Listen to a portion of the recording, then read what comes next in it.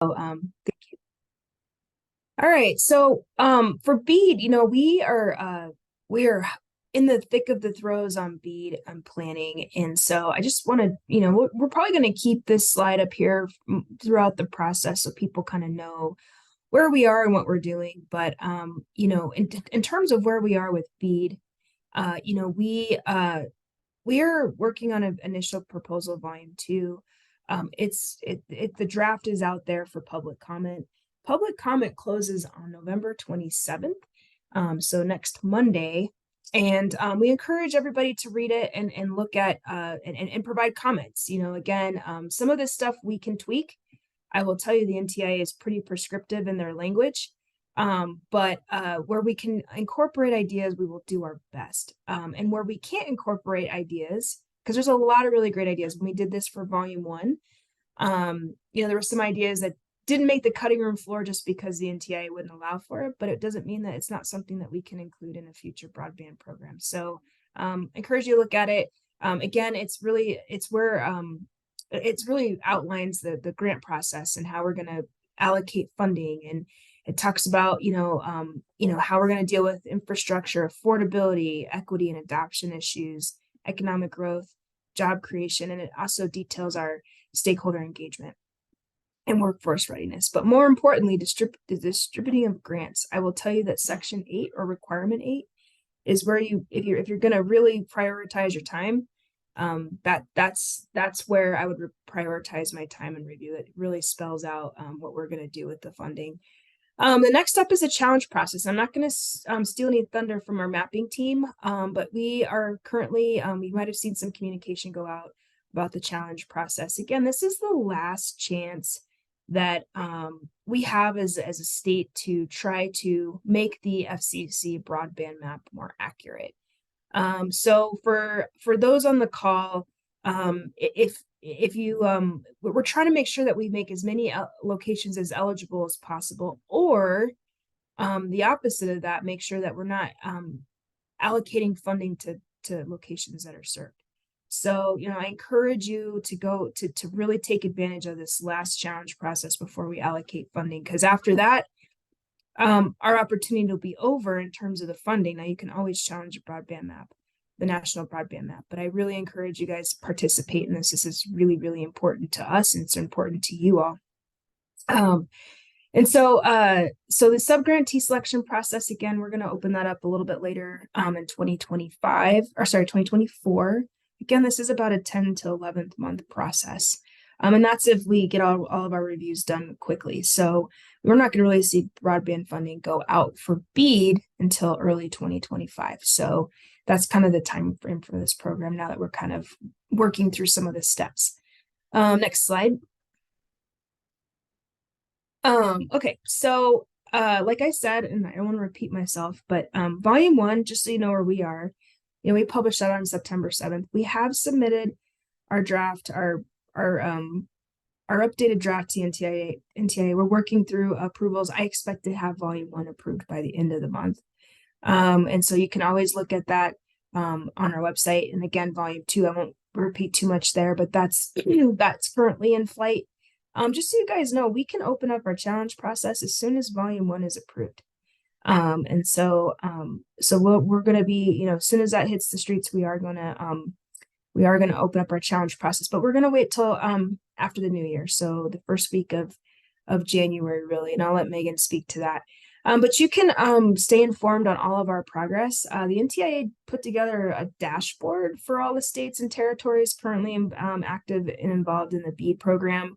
Colorado continues to be, in the top tier of states moving along quickly.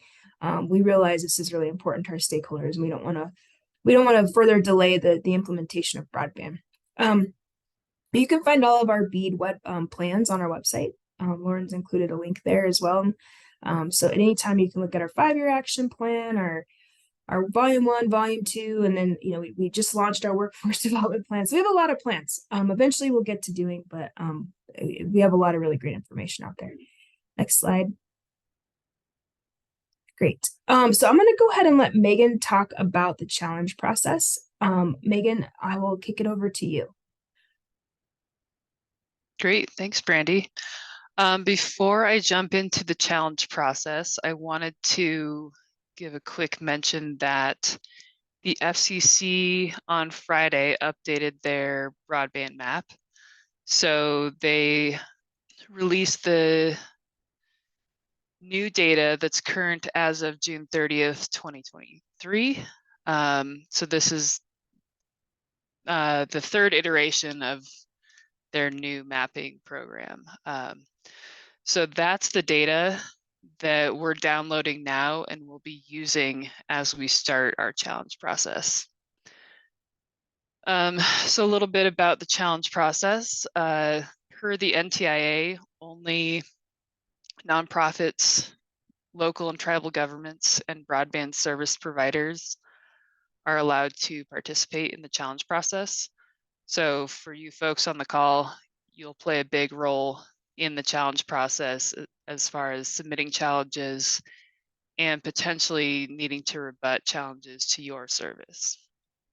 Right now we are, in the thick of preparing for it, as Brandy mentioned. So what you can do to prepare right now is take a look at our initial proposal, volume 1. That outlines our whole process. So if you get familiar with that, you'll know what to expect when we start releasing guidance and release the portal and everything like that. Attend our webinar. We're having an informational webinar on December 12th at 11 a.m. The registration link is in these slides that Lauren will send out after the call. They're also in an email that went out last week. So if you're not on that email list, make sure to update your preferences for our newsletter. And then lastly, request a CostQuest license if you haven't already. The license you need to participate in BEAD is different from the license you need to participate in the FCC broadband data collection. So if you already have a tier 2 and you don't have a tier D, you'll need to go work with CostQuest to request a tier D license. They like to make it complicated and make you get multiple licenses for multiple purposes. But that'll allow you to participate fully in our challenge process. I have a few key dates over here on the right. As I mentioned, our webinar is on the 12th.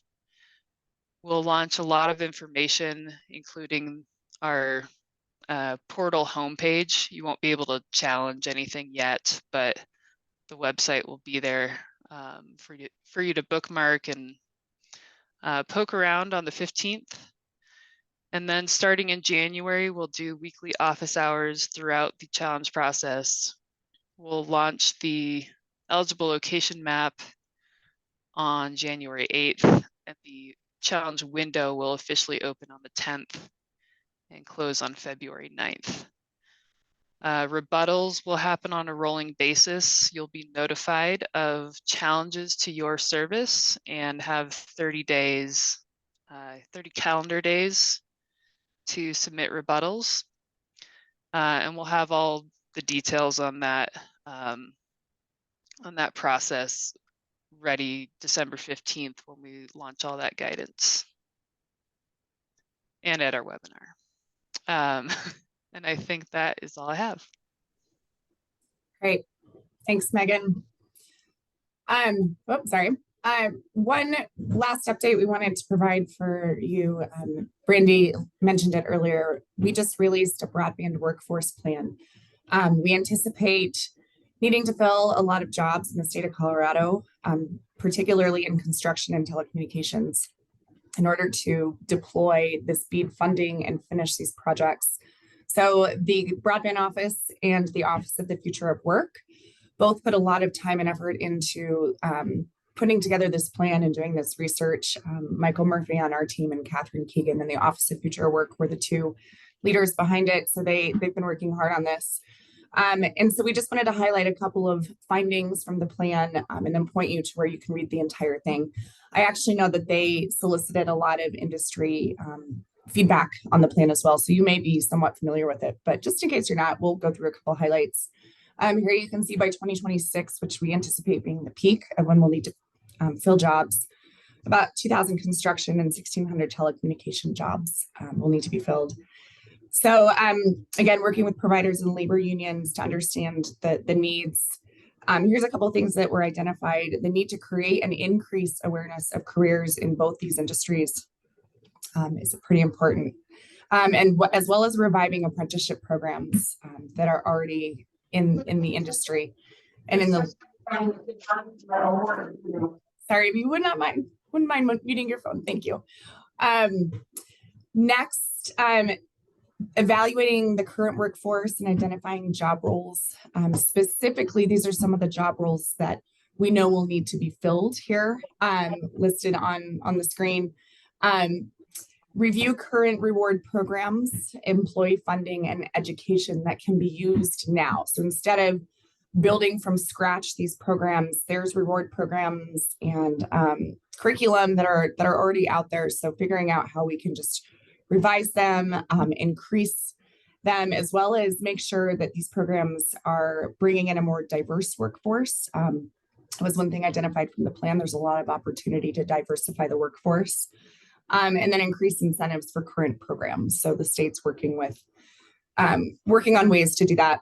And then finally, exploring ways to develop a workforce for the future. So we know that, once the fiber's in the ground or on the poles or however the infrastructure goes in, it's not just a done deal. It has to be maintained for years and years to come. So figuring out how to develop a workforce that can maintain these networks into the future. So if you would like to read the entire plan, it is on the Advanced Colorado Broadband website, which again, links will be in the slides when they come out.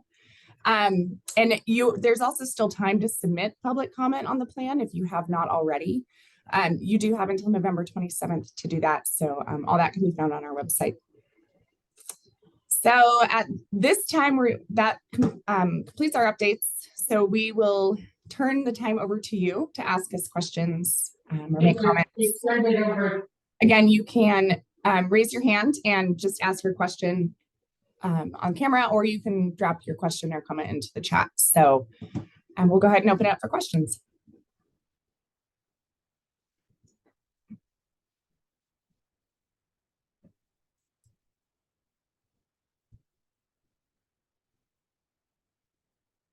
And studio staff, if there's anything else updates-wise you guys want to provide for everyone on the call, please feel free to do that too. So,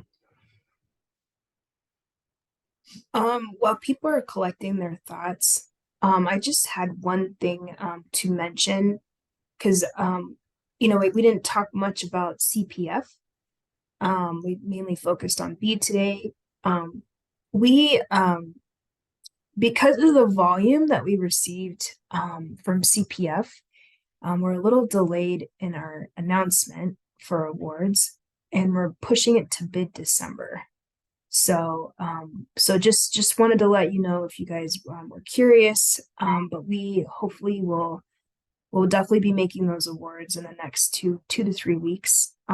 So as soon as we can, we will post the date that we anticipate making the awards, so you guys can track us and not have to kind of keep going back to our website to see if we did make awards. So we'll make that announcement on our socials and everything out in the listserv, so that you guys have you guys know exactly what time.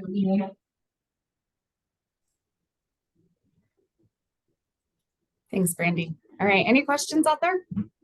Yeah, hi, this is Lee Hambro. I have a quick question for you. I had an ISP. LPEQ, our company, sells wireless equipment, and we work with ISPs to provide broadband at the new requirements.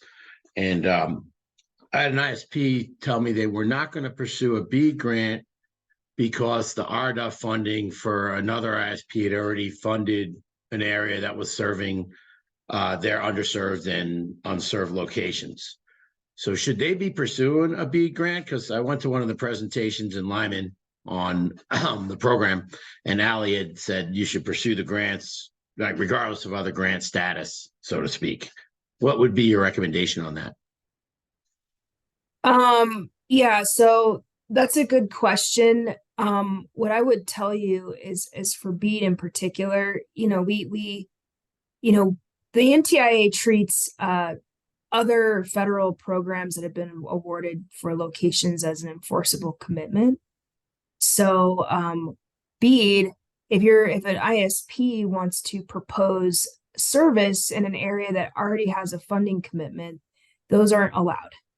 And so CPF, so Allie was correct in her thinking, but maybe for BEAD it's not. So in CPF, you can in some, depending on the speeds, now it's not perfect, but you can overbuild over wireless or something like that if it's fiber, depending on if you're getting the gig speed. But you can't pursue an application that already has a funding commitment. So Okay. So that's correct. Okay, yeah, that's correct. Yeah. Okay, thank you. And that's true for all of our programs, just so you know.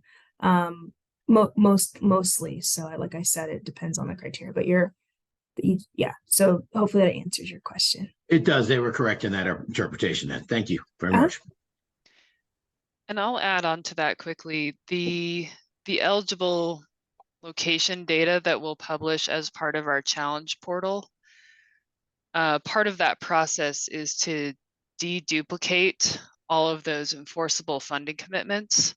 So in cases where there's an enforceable commitment for reliable broadband, we're required to take those locations off the eligible locations list. So if it's RDOF with fiber service, we take that off. If it's a grant with lower speeds or like unlicensed fixed wireless, which is not considered reliable under the BEAD program, those won't get taken off the map. So we'll be doing that process before we launch that map. So you'll be able to see which locations are subject to those enforceable funding commitments. Yeah, understood. I think it was Resound Networks RDOF grant. Is my impression. I'm not 100% clear on it, but that was my general impression. So they have those addresses supposedly covered. So this is more of a local ISP was not going to pursue that. So that was a little, that's why the reason for my inquiry. Thank you. Hey, this is Tim Dowdy, Keller and Heckman. I've just got a quick question, follow up on Megan's comment there about unlicensed fixed wireless not being considered reliable broadband service. Are you referring to GAA tier CBRS band spectrum when you say that? I know that there's been kind of a lot of open questions about that, the use of that technology. And BEAD updated its FAQs just like a week or two ago to include licensed by rule spectrum as considered reliable broadband service. So I'm just wondering if the CBO is going to incorporate that into the final version of Volume 1.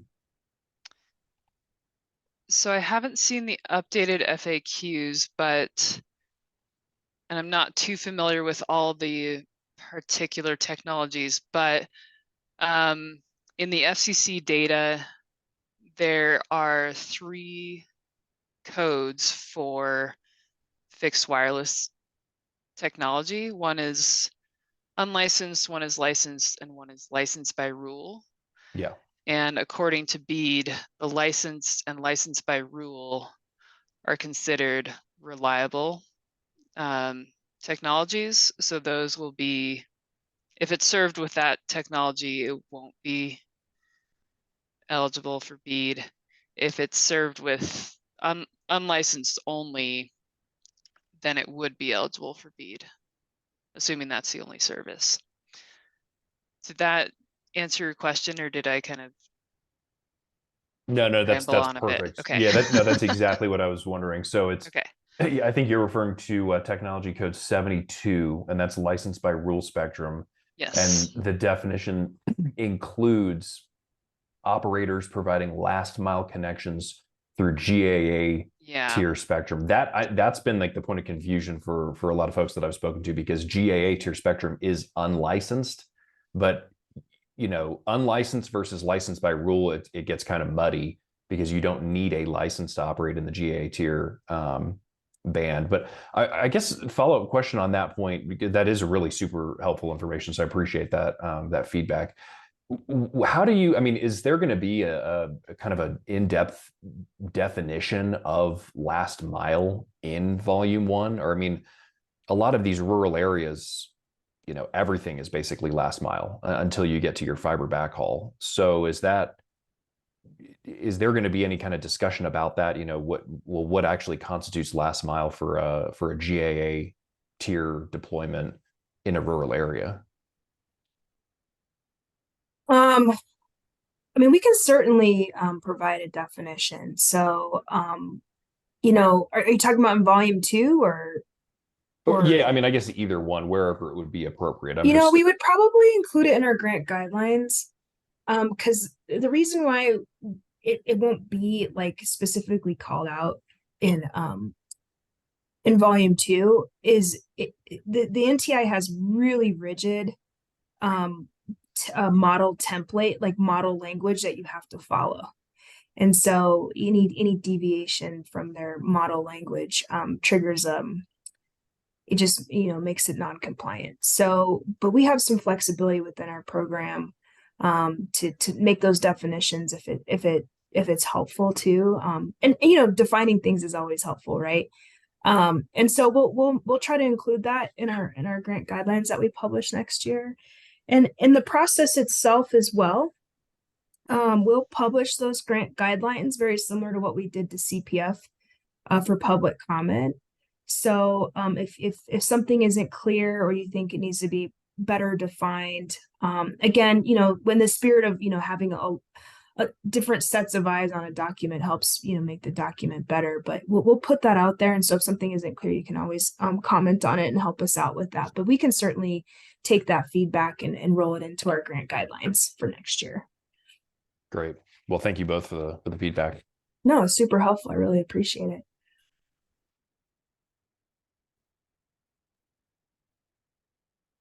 Anyone else want to go, or are we starting our holiday early?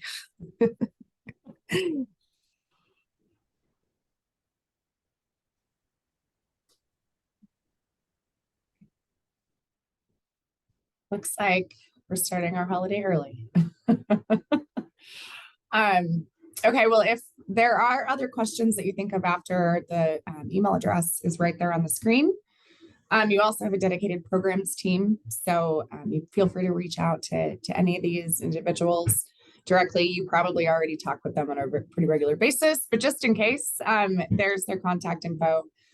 And then there's many ways to stay in touch or stay informed with all of our news. The next roundtable is in January, so a lot will take place before that timeframe. So please join us for more updates and more Q&A. Like I said, there's an email. We also have a newsletter. So every announcement and news that we have to share goes out through the newsletter, as well as individual emails sometimes. So make sure you're signed up for that. We have a Twitter account you can follow us on. And then if you just want to see what's going on in other ways, CBO in the news, it just tracks all of our media coverage and news that has come out about the broadband office. So if there isn't anything else or any other questions, we can end a little bit early and wish you all a very happy Thanksgiving. Thanks, everyone. You.